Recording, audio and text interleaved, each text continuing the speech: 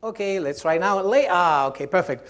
In fact, we could probably do with a little bit less volume because I'm well known for being a yelling guy. I'm a Mediterranean guy, as most of you. I'm from Spain. Okay, my name is Angel. We pronounce it that way. I know you pronounce it quite differently. And yes, we Mediterraneans, we love to argue, and we love to discuss, and we love to yell. We are loud people. Well, I'm loud even for a Spaniard, okay? But people in Spain are like, dude, can you turn it down a little bit? So that's the reason most of the time I always get like the last slot in the conference, okay? It's 5 p.m., it's been a very, very long day. Now it's time for the crazy, loud Spaniard. He will keep them awake, okay? Okay, I get it, I understand it. That's my role in the conference. So, welcome, my name is Angel Medinilla, I come from Spain.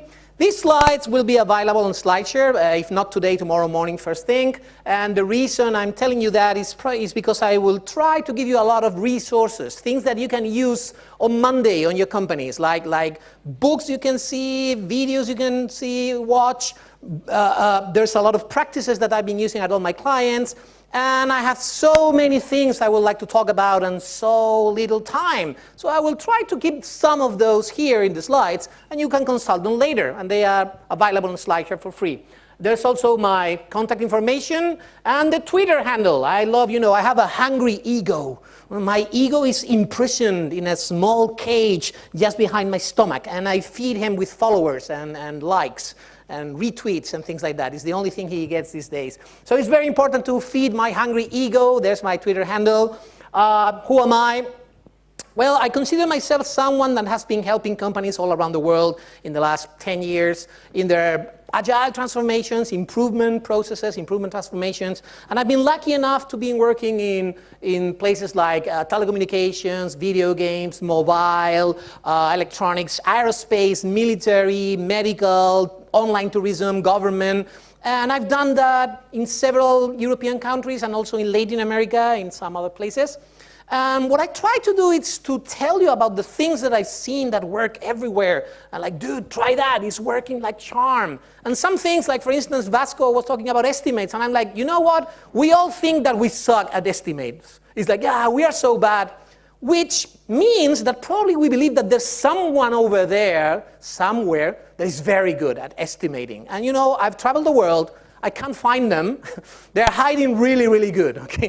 It's like I'm trying to learn from someone how to do good estimates. And you know what? It's not working. So that's what I do. I try to figure out what's working, what's not working. Beyond certifications, frameworks, whatever the book says, I'm a pragmatic guy.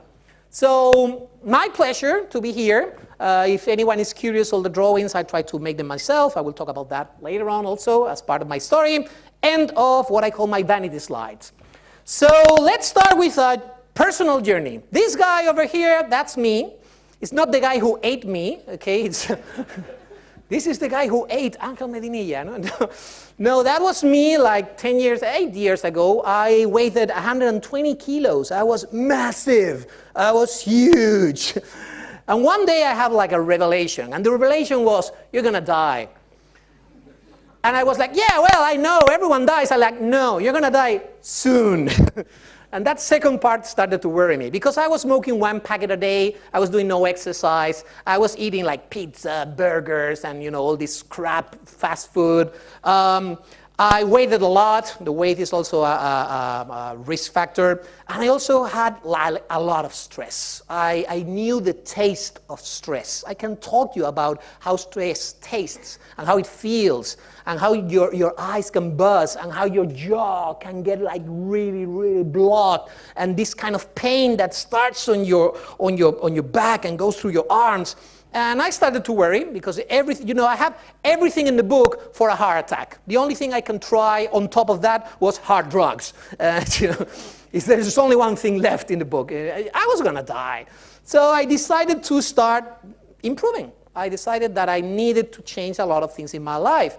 And I dropped 40 kilos of weight. I'm still on my way. I want to lower it down some 6 to 10 kilos more, but I'm happy. I'm running half marathons every once in a while, and I'm a regular runner. I quit smoking 11 years ago. I'm eating as healthy as I can. I have a difficult relationship with food, okay? It's like, you know, these kind of lovers that they know that they are not good for each other, but the passion is so, you know, hot. That's what happens to me when I say cake. You know, it's like, I know it's not good for me, but come here. So I'm still trying to figure that out. Basically, I turned this idea of improving things and going into journeys and trying to look for better states of being and being happier and healthier and more productive. You know, one of the things I did in order to bring down stress, I quit my company, I quit my job. I was a project manager for a big telecommunications company. And I went, you know, I'm going to be a freelancer. I'm going to make less money, but still, you know, I will be happier. Guess what? I'm probably making 3 times as much as I was doing when I was a project manager, and I'm happier, and I don't generate any more stress. How cool is that? I figured out, I started to see, you know, parallelisms between this personal journey and the things that I see in companies. You know, companies, they like fast food. They like things that they know they're bad for them, still they do them over and over and over and over. Like, for instance, in 1976, we had this guy, Fred Brooks, writing a book, The Mythical Man Month. And in that book, he said, adding more software developers to a project that is delayed only contributes to delay it even more. So what do you see in 2016? Oh, we are late. Let's bring more developers. It happens every single day. Also, when you say bring more developers, you have people that have been CTOs, CEOs in software companies for 20 years. They still believe that when you hire someone, he's like, hello, I'm Angel, I'm the new guy. Where's my computer? Oh, that's my computer. Brilliant. It doesn't go that way. It takes you like 2 months until you realize where are the restrooms, where do you get coffee, where do I ask for Post-it notes? And you know, that makes it even worse. Or even you call your favorite supplier, you call, you know, the usual suspects, the consultancy companies and all that, and you're like, I need 200 front-end Java developers by tomorrow. What? You know, CTOs, CEOs, a lot of managers in a lot of companies, they think that life is like this science fiction movie, I, Robot, where they had all these robots hanging on containers. And then you're like, I need 200 developers, and they activate the developers. And you got 200 new developers by tomorrow. It doesn't work that way. We all know it. And still the companies are in these bad habits that are making them miserable and are killing companies. So I decided that's what I wanted to do for a living. I wanted to help companies to improve. And you know, improvement in Agile means retrospectives, okay?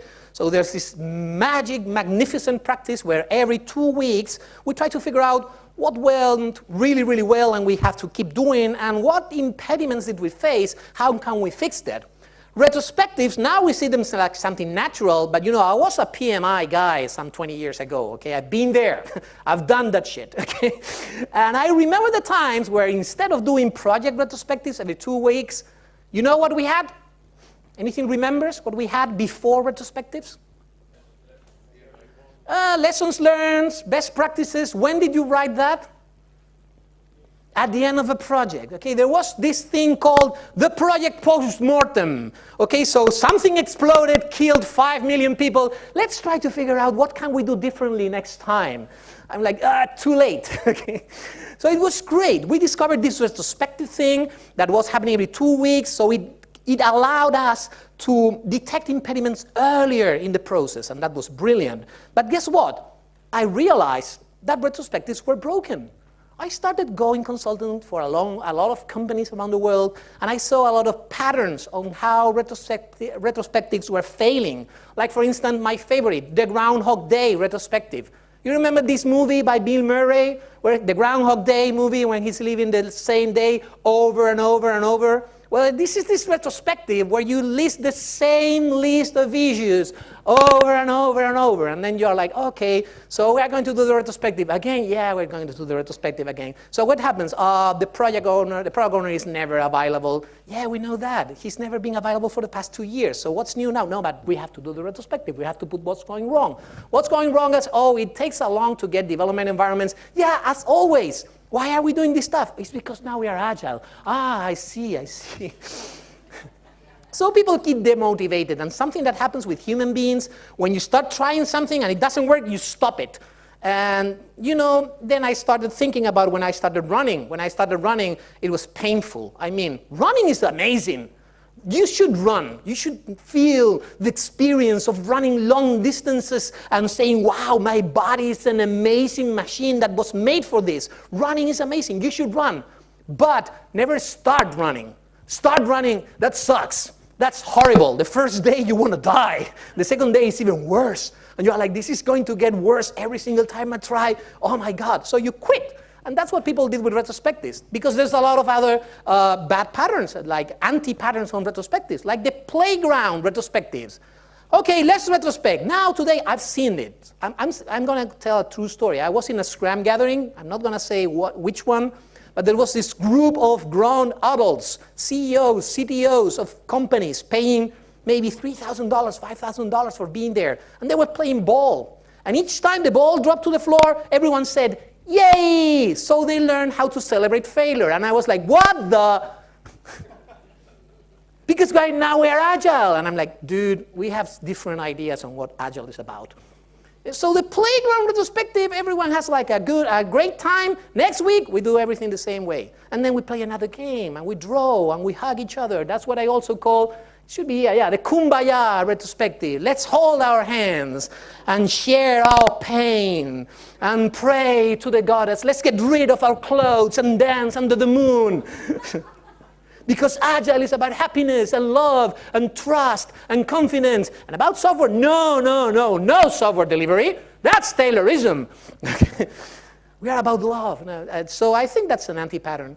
And then you have the whining retrospective. Everyone whines about how everything is wrong and bad. And then nobody does nothing about that. And then you have the artificial harmony retrospective. It's like, is there any problem? No. You seem to be whining a lot yesterday. I can't remember. What happened the other day? I don't know. I'm fine. No problem. So we can get out of here as soon as possible. No? Then you have, that's the no problem.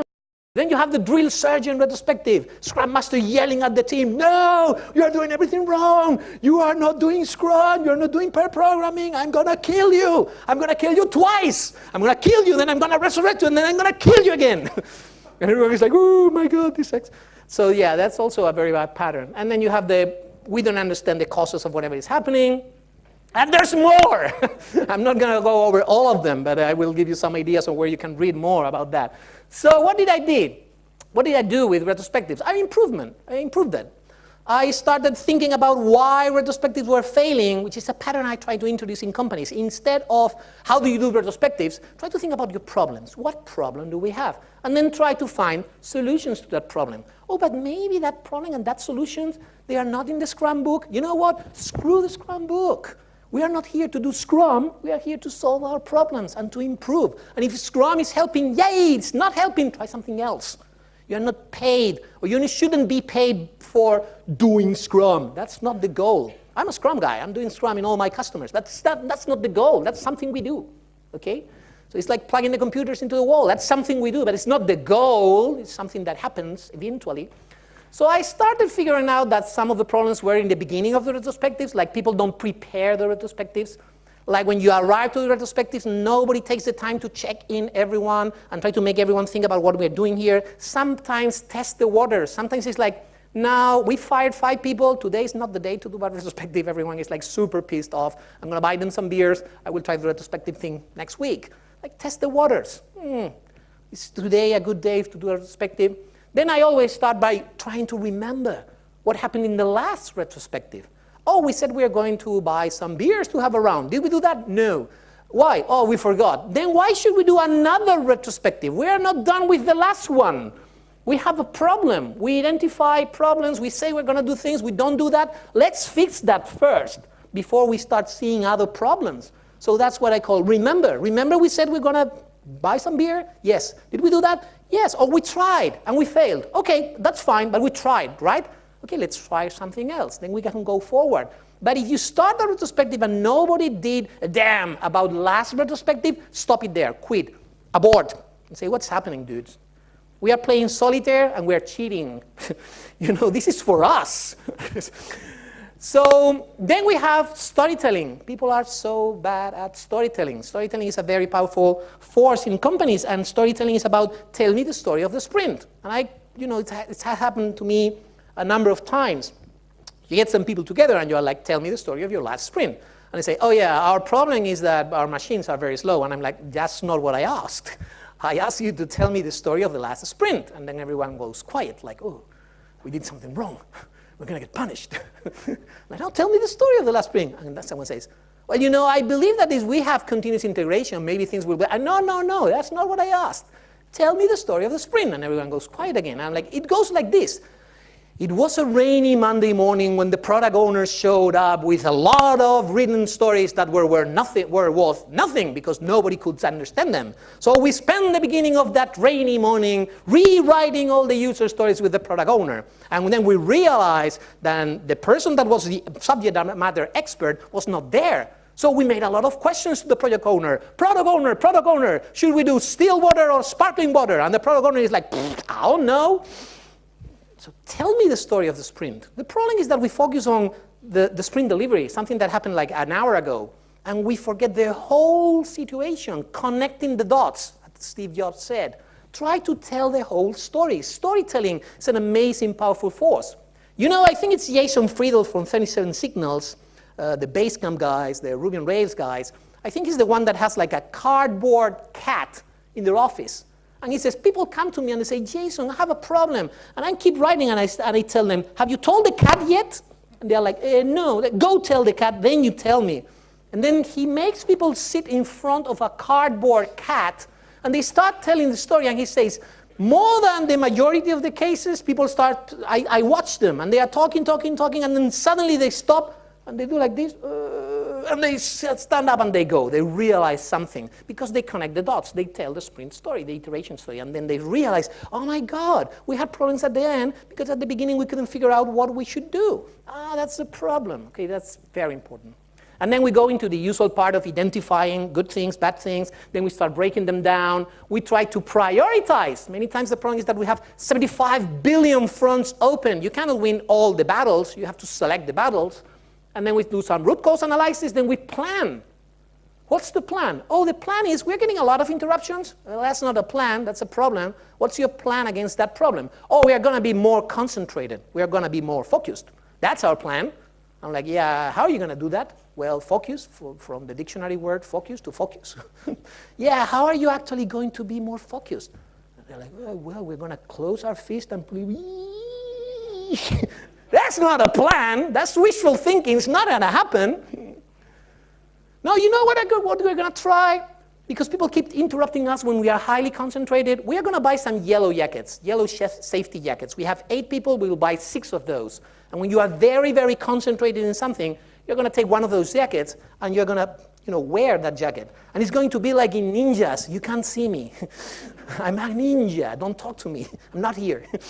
And then there's 2 people that don't have jackets, and they are the ones that should handle the requests and the interruptions from other people in order to protect their colleagues.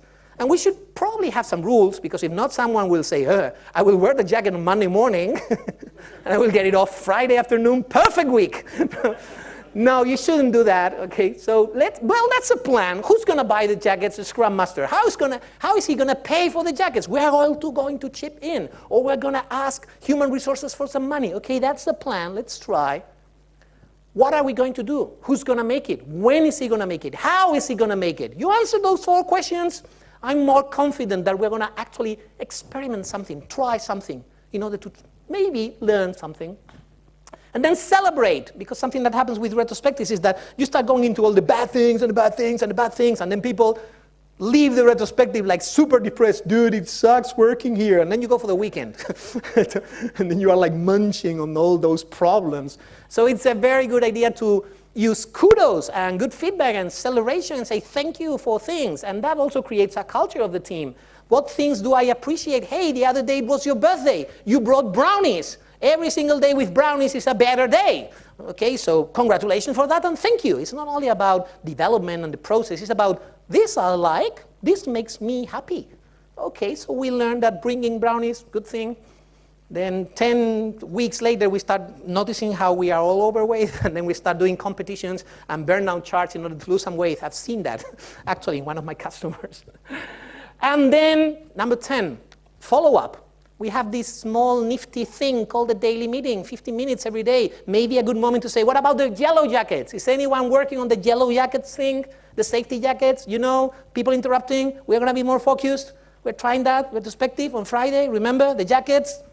Sometimes Scrum Master is like, Jesus Christ, buy some jackets so the Scrum Master shuts up. You're doing your job. Okay, congratulations, I like that.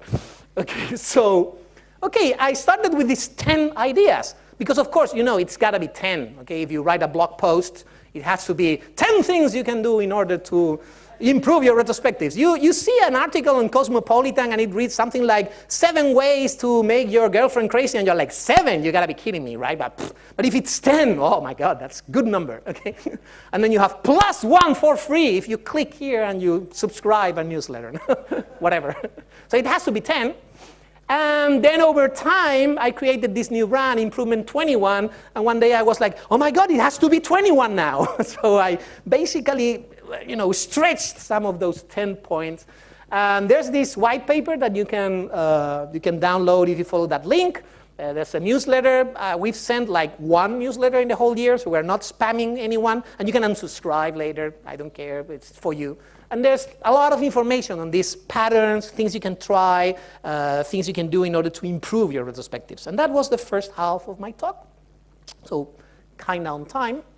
But then, while I was working on fixing and managing to make better retrospectives, I realized that there was more than that. It's not only about improving a small part of the whole Agile ecosystem, a small process, a small part, also in a team level. There's much more than that. When I started asking to my customers about how they were performing now that they had retrospectives on steroids, okay, the super process for retrospectives, they are like, wow, they're going really, really better, but we bump into stuff that the team feels they cannot just solve on their own. And I was like, what kind of stuff? And we realized there's 4 domains that you can find improvement opportunities, okay? And this is consultant talk. We don't talk about problems. We talk about improvement opportunities, okay? So improvement opportunities, number 1, change. Change dynamics. Sometimes you have a great idea and you're like, listen guys, we should do unit testing. It's a good thing. And everyone is like, nah, that unit testing thing is a fad.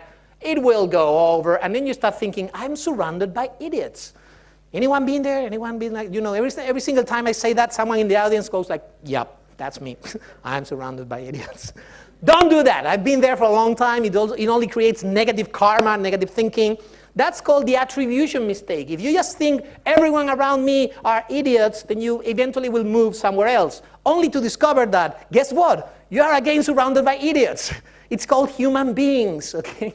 So you have to understand change dynamics in order to introduce change in companies. There's a lot of discussion about this concept of if you can manage change. You can't manage change better than you manage a storm, for instance. No, you can, or a wave. You can surf a wave, and you can make some positive actions out of a wave, so you can see it coming and see something with it, do something with it. So there's a lot of things you have to, as leaders, as managers, as scrum masters, coach, people in agile teams, people, change agents of any kind. You have to learn about the dynamics of change. So there's this amazing book, Fearless Change. Jürgen Appeler wrote a small booklet that is available, I think, for free on PDF in several languages, How to Change the World, where he talks about the Management 3.0 vision on change management. And there's much more. There's even, I have uploaded in YouTube. You don't have to put your email or nothing. It's absolutely for free. There's a video that is called Hacking Culture for Change Management. And it has 21 tips on how to introduce change in companies, because it has to be 21 now. But it's practical tips. So there's a lot of things you can try, like communities of practice, like labs, like the Agile Corner, and I talk about the continuous integration screen, and I talk about the champion skeptic, and I talk about the guru on your side, and several things you can try in order to move change in your company. And that's not only about retrospectives. Some people in your organization should be working continuously on driving that transformation and that change. Something we are doing in many companies is we create an impediment backlog. How cool is that? This is all the things we hate about how we work. And then we try experiments like, hey, let's try this yellow jacket thing. So these are the next experiments we will try on the next sprint. These are the ones we're trying now. This is what we're trying right now in order to fix some problems. And then we try to evaluate and assess. And some of the experiments, they work. Oh, that's good. Some of them, they kind of work, but we can improve them some way. And some of them are not working. And with the ones that we have to improve, or we have to maybe, I don't know, maybe it's not working at all, sometimes we keep trying. Sometimes we put them again in the impediment backlog saying, okay, we've tried solving this. You know what? It's too hard. Let's try to solve something else. That's cool. Perfect. So here is a buffer for next experiment, what we should try. And another important thing, every single thing we improve, we publish in an improvement backlog, because it's very, very important to market this thing. We technical people, we are very, very bad at marketing. We should sell to the organization that all this time we're in the retrospective, painting on the walls, it's not actually lost time. There's a return on investment. And people like to see quick wins, small, low-hanging fruit, small things like, hey, this jacket thing is working. And then marketing guys are like, you know what, that's clever. We should try that. Okay, so this is something we are doing. We are also doing transformation teams, like people that are 100% allocated to the transformation effort. So they are not like, oh my God, I don't have time for this agile transformation. We're doing the agile corner. We're doing agile safaris. This is something we imported from Google. Google does agile safaris. And some people in the company I was coaching was like, do we get to shop developers? I'm like, no, no, sorry, no. But we tour people from Sweden and from Germany, and we go to Romania, and we go to Madrid and Barcelona and other places, and we show them the Agile ecosystem. We show them teams doing dailies and doing retros, and we explain them the boards. And once they get the boards, oh my God, they love them. They are like, but everything is here. And you're like, that's what I'm trying to tell you. You have all the information there. Come and see it, instead of asking for reports. No? So there's a lot of things you can research in order to improve your change transformation. And then there's culture. Even if you bring the most nifty tools in the market to your company, if the culture is like, no, don't try anything unless you have permission for the boss. No, this might be signed by the vice president. No, you have to go up or go out. This is the career path. If you have that kind of culture, it's going to be very difficult that you try to push improvement in that company. So you have to change the culture. In order to change the culture, you have to understand the culture. I think that one of the books that was most helpful for my practice as a consultant, as a coach, was Tribal Leadership, because it gives you a model. And all models are wrong, but some of them are useful. Jürgen Appler says that. And this is a useful model because it gives you an idea on how people talk, how people behave, and what's their transition, and how can they evolve, okay? And how many companies are organized according to their cultural levels. And of course, there's all the writings and the books about Edgar Schein, and you have books like Delivering Happiness by Tony Hsieh, Good to Great by Jim Collins, or Maverick by Ricardo Semler. Those are amazing cultures that are broadcasting their culture. Google has a blog right now, Rework, and it's talking about how they are creating teams and how they are forming those teams and the kind of practices they are introducing. And that's like, a gold mine. Because that's like one of the most powerful companies at managing talent, telling you what works, what doesn't work. So there should be people in your company devoted to reading those blogs and put them on practice and try to steal some of their ideas. For me, the revelation was the most important thing that you can do in order to change a culture is storytelling, telling stories, because the stories are everywhere. For instance, you go to the coffee machine or you go to the water fountain and people are there telling stories about your company. Guess what? They are not usually the good ones. They're talking about, this asshole that did this and this and this. This boss who is clueless. This employee who is absolutely waste. And they are always, these bad stories, they tend to circulate in the veins of your company. Again, the parallelism between health and improvement. So you have to give some good food to your organism. You have to start pumping good stories into your company. You have to tell about this team that got, that got a very, very happy client to write them a thank you letter, like I'm so happy with the product. You should pump that story into your culture. Then there's the people that gather on a Saturday and went to a conference and learned new things and brought them back. That's a good story to pump into your company. Nobody takes the time to actually tell those stories. And if you don't have good stories in your company, number one, you should worry about that. Number two, find them elsewhere. Tell stories about Google. Tell stories about Zappos. Tell stories about King, about Zynga. Tell stories about Spotify, whatever. Find those stories, pump those stories into your company, and try to make people identified with stories. Something I tried with a lot of success right now. I'm going to publish another white paper on the newsletter about that, is mixing storytelling and impact mapping. What we do is we find a story where people are like super, super happy and proud of it. And we put it on the center and we are like, why did this story happen? And then there's a whole list of questions like, why here and not there? Why now and not the last year or in the next year? Why in this department? Why with this method? Why with this client? And then we try to figure out a lot of things about that story, and then we move to the who. Who was in favor of this initiative? Who helped? Who was against the initiative? Who was an impediment? Who made it possible? Who worked on it? Who didn't? So we start figuring out more things about that story, and then we keep pulling and pulling and pulling. For instance, there was a bank that I was working with, and we tried this exercise, and there was a story that they were very, very proud about. It's a small group of change agents. They wanted to go to an Agile conference, and the company said no. So they decided to go on their own time. They asked for holidays, and they paid for the tickets themselves, and they paid for the conference themselves. When they came back, they started doing so many things that the company said, you know what? That was a wise investment. You are improving the company with the things you learn in this company. We are going to give you your holidays back. We're going to give you your money back. And that was a great moment. Everyone was like, oh my God, we did it. And the company was like, guess what? You are right. And we're going to act in order to correct a mistake. Everyone was so happy. And we were like, why did it happen here with these people, in this company, in this moment? Why not last year? So we started pulling. And one of the things that happened, one of the things we found is that a year before, they brought someone from the industry, some guru that was passing by, and he gave a talk at the company. And that was the place where these three people said, oh my God, that's a brilliant idea. There was 200 people that said, man, this will never work here. But three guys, they say, you know what? I want to try that. And that was the sparking moment. If you focus on, oh yeah, sending people to conference, not paying for it, and then giving the money back, you try that again, you are like, come on, you're kidding me, right? The important thing was not the conference. The important thing was how the whole change process started. And we found a lot more other things that you can do in order to, make these kind of stories possible in your culture.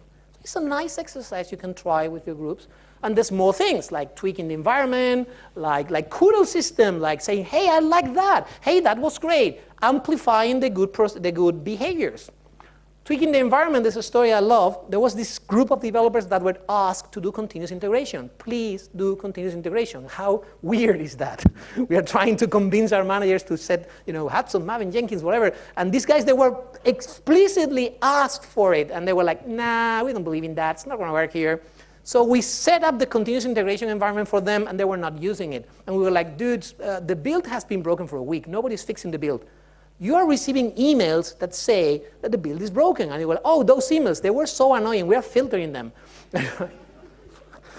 So we said, hey, let's try the screen thing, where you have this screen and you can see the code in green if the build is healthy, and it's in red if the build is broken. We put that in the developer's side, and they didn't react to that. And then I thought of another idea. And I moved the computer screen to a hallway where all the managers were passing by. And managers are not very intelligent, probably. We are not very intelligent. We don't know that much about technology. But we know that green, good. Red, bad. And this was green yesterday. And today it's red. So you see the managers like, tock, tock, tock. It's not fixing. Wasn't like that, of course, it's a joke. But then suddenly some managers started like, why is the build broken? And then developers started to worry a lot about the build, okay? So sometimes tweaking the environment, moving things around, can make some changes in the culture. So we talked about retrospectives, we talked about driving change, we talked about influencing the culture, and there's 3 more dimensions and 10 minutes. So one dimension is people and teams. Even if you have a great process and you're like, hey, our culture is incredible, if you hire monkeys, then you are not going to have amazing products. If you hire monkeys and you pay them with peanuts, you're not going to have amazing products. So you have to develop your people. How can you improve your people? Well, the most important thing is you need to invest in developing your people. How? Well, you can buy training. That's very important, said the training seller. But the most important thing you can do is set structured time. Like you have 5% time, 10% time, 15% time. How much can I invest on my team? That's a valid question you should do in your company. Hey, I'm not saying it's much or it's more or less, but let's start with a figure. How about 5%? 5% is one full afternoon every 2 weeks. So you can start doing labs, for instance, which is a practice that I love. Every 2 weeks, we will spend a full afternoon, 4 hours, 5 hours, all together doing a lab. And the lab is not only technical. We can have communication labs. We can have retrospective labs. We can have, I don't know, story mapping and user story maps. Or we can have culture labs. And of course, someone can read a book and say, hey, you know, there's this book I found. It's called something like Clean Code. Rat shit.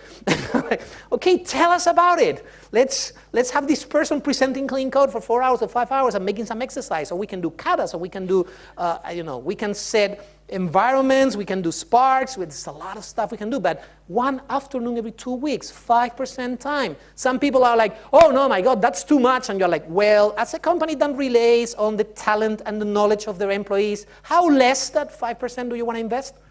And then managers are like, well, 5% is right, but not a full afternoon. That's too much. Maybe 1 minute here and then 2 minutes there. And maybe in the bathroom break. And you're like, no, you don't learn that way. You need some structured time, some structured space.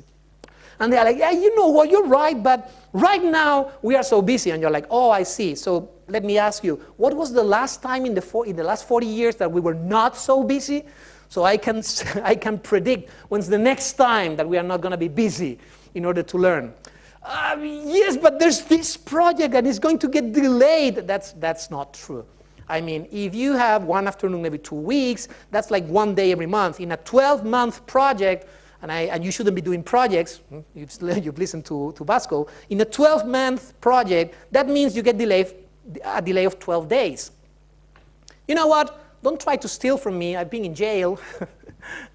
If you plan for a 12-month project and you get a delay of 12 days, you're going to get celebrated so big. You're going to get the red carpet. You're going to get the music band. You're going to get the confetti falling from the top of the building. You're going to get the slaves saying, remember, you're immortal. Remember, you're immortal. Memento mori. Come on, 12 days? You got to be kidding me, right? Is that the problem? So yeah, labs are great, and it's very, very easy to defend lab time. It's one of the things you can do. And it's not only labs. You can have communities of practice or guilds, and you can have exploration days, AKA hackathons, FedEx days, and you can have, even if you don't have the labs, you can pair. Every single time you have pairing, you have two people working together, it's someone, maybe both of them. And at the same time, another person in the company is looking at an empty computer saying, this is not productive. Okay? But you should be over that. I mean, we all know that it is not about how many keystrokes per hour. If you still think that way, you should rethink your company. Then you have, for instance, free electrons, which is get your best people, and instead of burying them down in the worst project, set them free. Set your best people free. You don't have no assignments, no projects, no team. You are free to float around and ask, can I help somewhere? That's very good because they get to teach other people, to help other people, to coach other people. And they are available in the places where they are most needed at every given moment on real time. So there's a lot of practices. Or for instance, desk surfing. Send some of your people to work at another company and bring them back. And then they can learn some things. There are companies exchanging people so they can learn. And I'm doing that with my customers. When I find two great customers that are not in the same market, like for instance, one customer is a software consultancy and the other one is running an online, I don't know, hotel booking service, I put them on contact and they exchange people. And then suddenly there's a common initiative and then they exchange some developers and they all learn things. Well, that's cool. It's also a way of learning. So I got two more, which is processes and products, and I'm finishing bad process. Okay, bad process is probably one of the first things you will try to fix in retrospectives. You see the Scrum process, or you see the whole software development process, and you spot a lot of waste, starting with technical debt. This is my metaphor for legacy code. Okay. That's probably you sitting on top of a mountain of legacy code, smelly, stinky legacy code. Okay. So how do we fix process? Well, there's a lot of stuff. Too much to cover in a talk. But you can have people understanding lean, agile. You can have people understanding theory of constraints, like bottlenecks, and what can you do with bottlenecks. You can start defining what's value in your company, who's the customer. You will be amazed by how many of my customers worldwide, when I talk to them and I say value is what our client values, value is the problem of the customer we are solving, somebody will always raise their hand and say, but who's the customer? I'm like, dude, really? I mean, if you are in Starbucks, who's the customer? Everyone knows. In Starbucks, everyone in the company says everything in this company goes to the barista, the one that is preparing the coffee. Everything in this company is here in order to make the barista more successful because he's our touch point with the customer. My hint, my clue in order to find who your customer is, he's not in the payroll of your company. It's not the human resource manager. It's not the CEO. Your customer is not the warehouse manager. Those are things you have in the company, and you will have to eventually develop some software for them. But even in that software for the warehouse, you have to think about the final customer. How can we do this software in a way that improves the customer experience? Most of the time, companies are doing bad software, bad products that screw the customers because that's what the manager wanted, the developer thought it was easier, or they just forget about the whole customer thing. So this is one of the best things you can do in order to improve your processes. Like things I'm doing at my customers, we do value stream mapping workshops. We put everyone together from concept to cash, from the receipt of the order to the receipt of the payment. So every single step, and we try to figure out where are the bottlenecks, where are the queues, how long are things taking, how much waste we can remove from that process. Everyone should know in which value stream he's working and who's the customer of that value stream. Every value stream in the company should have an owner. An owner is not the one who decides, but it's one that keeps the conversation around the value stream moving, and that's super important, I think so. 5 why analysis workshops, skunkworks, task forces, cross-functional teams. There's a lot of things you can do to improve your process. And then, after all this talk, you have the last but not least problem, which is maybe you are doing stupid products. Like, for instance, the amazing bread globes that turn anything into a sandwich. And you're like, okay, maybe the team that did this was the most agile team ever. They are doing dailies and retrospective and unit testing and continuous integration, and they are doing Kanban boards, and they are doing TDD, but they're doing a stupid product on time, under budget, with all the features. Or, for instance, I have more examples, like the amazing watermelon transporter. How cool is that? Stupid product. Or you have this amazing band for all the remotes. So you can get the remote of the TV, and then the remote of the Apple TV, and then the remote of the music, whatever. Or, for instance, I love this one, woman's toothpaste. Because, you know, women, they need their own toothpaste. So they can pay for the pink tax. You know what's the pink tax, right? You buy a razor, it's blue, it's cheap, it's pink, it costs a kidney. That's the pink, it's the same razor from the same vendor. It's a scam. Or amazing, self-explanatory, yeah? American thing, right? Or you have Clippy, the office assistant. Seems you are writing a suicide letter. You want some help? Fuck off. We hated this thing, okay? But someone in Microsoft was like, no, you don't understand. This is actually great. You will eventually love it. And you're like, no, I won't. But yeah, okay, great product. Maybe the Clippy team was the most agile team ever. We don't know. You know, Microsoft, they were the ones that published the first Scrum books, okay? So maybe this was the original Scrum team, but they were doing something stupid. And that's something you can improve. Or, for instance, wrong products, iPhone 7. Okay. Where's the headphone jack? Fuck you, Apple. Or, for instance, you can have a wrong product, like the Kodak Color 36 film exposures 200 ASA film, which was the best film in the planet. 83% of the sales in a given moment. And guess what? Kodak, they went bankrupt because they were doing a product that they were in love with. It was so amazing. But the technology was moving. They invented digital photography. They invented the first megapixel chipset. But they were like, nah, you know what? We are a film company. We're not going to play catch with the Japanese people anymore. Famous last words. They were so in love with the product that they forgot about the customer. The customer didn't want to take a picture, then wait for 6 months until he finished the film roll so he could develop it and see the picture and say, oh my God, it was bad, so I have to take it again. No, I can't.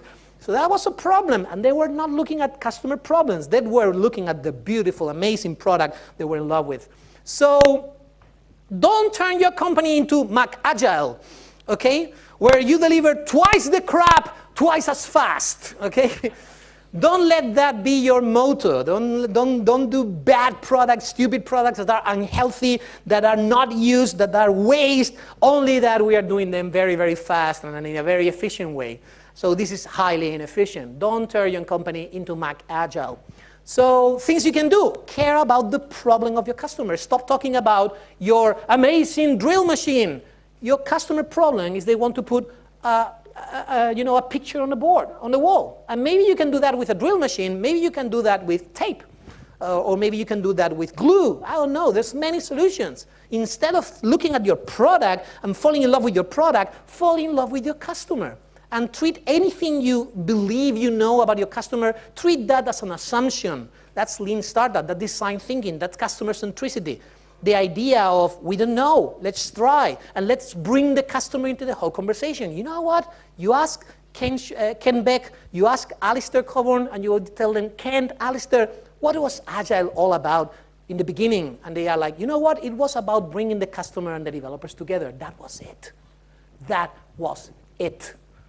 And then a lot of things came by, what they call barnacles, these things, mouths, things that get attached to the body of the boat. And some barnacles might be nice. You can put them on rice, and they are delicious. But if you get too many, then you can't sail. You are good sailors. You should know about this metaphor. So, a whole vision of improvement. Improvement is not only about running retrospectives, it's also about improving your culture. It's about improving your people and your teams. It's about improving collaboration between people. Maybe you have great people, but they don't know about how to collaborate together. It's about improving your process. It's about improving your products. And in each of these fields, there's an amazing amount of stuff you can learn and you can try in order to make your companies more successful. And instead of trying to build a plan and a project for improvement, you should run small improvement cycles, shortening the feedback cycle, no estimates. It's the same idea. Instead of thinking about what am I going to improve from here to 2019, think about your most noticeable and I don't know, painful problem right now, and do something about that. Even if you don't solve it completely, even if you just solve a little bit, that's an improvement. I was talking to a bank earlier in a video conference, and I'm finishing, and I was telling them, you know what, the problem is that some people come to your bank and they say you should form cross-functional teams, 2 pizzas. What's 2 pizzas? There are 7 people, 7 plus minus 2. And these 7 people, they should be able to ship a product from the beginning to the end in your bank. And they look at you like, what? We have 500 systems. 500. Well, you shouldn't. Okay, thank you. So we should die, right? Yeah, you are evil and you should disappear from the surface of the earth so the rest of us can be agile. That's not an answer for a bank. So what I tell them instead is if you are taking like a whole year to ship something out of a building, and then suddenly we are able to ship something out of the building every 6 months, that's 100% improvement. And then if we can do every 4 months, that's amazing. And then if we can do something every 3 months, that's awesome. And then we can bring it down and down and down. And maybe a bank will never be able to be faster than 3 or 2 months because they have such complex environments. That's not websites. Many of the original Agile teams look at the technology they were using and look at the product they were developing. There were 4 people doing a website. You cannot directly translate that to a project where you need 57 people at the least number, because there's a specialization and dependencies and a lot of things. You're not ever going to build a space probe with 5 people. Right now, it's not possible. You will need a lot of people. Okay? And then you need different approaches. And I use the Scrum principles and the patterns, but what I do the most is what can we improve? How can we go faster from 1 year to 6 months? That's improvement. And then let's keep going, small cycles of improvement. My last words, the most important thing is to develop a habit. There's an amazing book which is called The Power of Habit, where it says that habits starts with a cue, something that triggers the habit. And then there's a behavior that will give you a reward. And that reward you will crave. because that's an evolutionary thing, okay? The things that, when you find some food and you eat it, you feel good in order to keep you finding more food. So we are very primal still.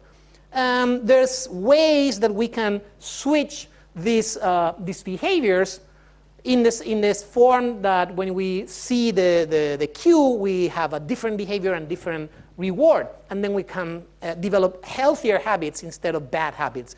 It's complex, it requires a lot of work, it's hard, and it's probably a lifetime effort. Like for instance, if you've been a smoker, you will always be a smoker. I will be always on risk on starting again, because there's a reception in my brain that is very, very sensible to nicotine, and I need to know that. And companies in the same way, they need to know about their addictions to estimates and deadlines and projects and budgets and moving people around. And then they have to find new things they can do when they have this problem where a team cannot go on because they need an analyst, and then I get an analyst here and put them there, and I get the reward that there's not a problem anymore. Well, that's a bad habit. So we need to develop a good habit instead. And my final words, most important thing, culture. My last words is, I should be finishing. This is Morihei Ueshiba. This is the creator of, or this should be, or it's intended to be the creator of Aikido, a martial art I've been practicing for the last 6-8 years. And Morihei Ueshiba said, life is growth. If we don't grow, if we don't learn, we are as good as dead. And I believe in those words.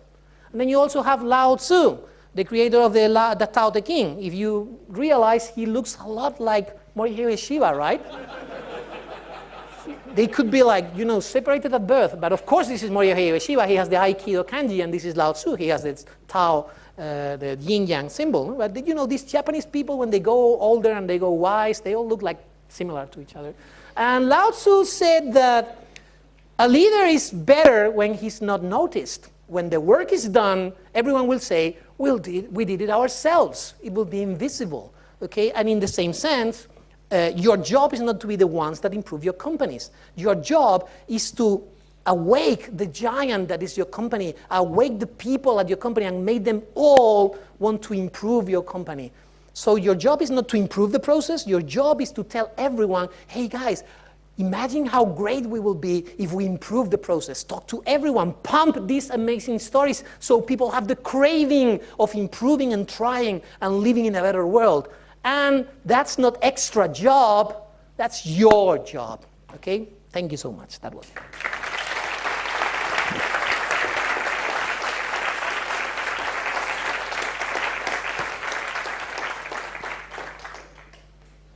Thank you. Do we have Any time questions for Angel? Yes, we have time for like 2 questions. Okay, Angel, do you have a question for the audience? You tired? No, thank you so much. Oh, there's a question there. Yeah. Everybody's looking forward for the closing ceremony happening in a while.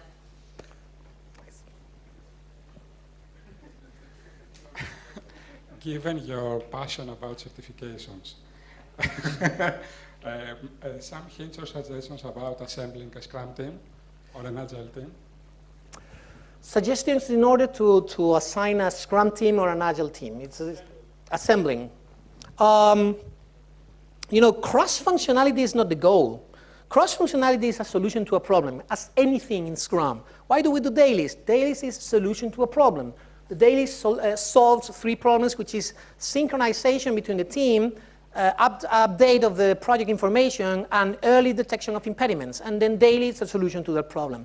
Cross-functional team is a solution to a problem. What's the problem? Dependency.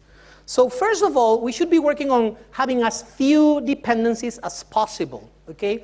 When I work in very, very complex environment, we are going through the, what I could call, it's a little bit, rough, but it's something closer to the skunkworks than the Scrum cross-functional team. Skunkworks is this thing that Lockheed Martin did when they had a very, very critical project and it was death or life for the company. Then they got together everything they needed in order to build that project. We need engine people, bring them on. We need engineers, bring them on. We need electronics people, bring them on. We need project managers, we need managers, okay, bring them on. We have everyone on the room? Yeah, they locked the room. And everyone is like, open up! And they were like, no, you will be confined there until you finish the project. And yet they look at each other and they are like, guess what? In this room, we have everything we need in order to build the project. So that would be my starting point. If you have some initiative, some project, some product, something you need to change, like for instance, a migration of a legacy, try to bring together as much people as possible in order to, not as much as possible, enough people that you have no or as few as possible external dependencies. And then sort it out, because it will look different in every company. My idea will be try to have teams that are as independent as possible. Like each team should be able to push features into production. And that's what Spotify tells you. But they also tell you, well, this is what we'd like. It's not exactly where we are. That's what we are working on. Okay, so have that in mind. Figure it out when you see the people. But the most important thing is get rid of dependencies. That will be the starting point. Thank you so much. I will answer your question later. Thank you.